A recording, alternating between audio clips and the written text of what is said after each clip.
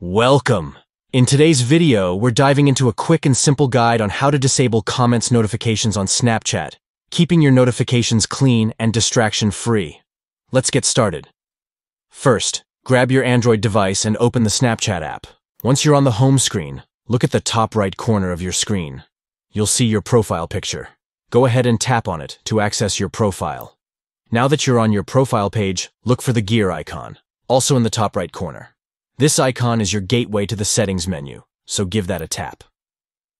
In the settings, scroll until you find the option labeled Notifications. This section lets you customize what notifications you receive, including comments. Here's the key step. Once you're in the Notifications menu, look for the Comments option. To disable these notifications, simply unmark the box next to it. This will ensure that you no longer receive notifications every time someone comments on your snaps. And that's it. You've successfully disabled comments notifications on Snapchat. Enjoy a quieter, more focused Snapchat experience without those pesky notifications. Thanks for watching. If you found this video helpful, don't forget to like and subscribe for more tips and tricks on your favorite apps.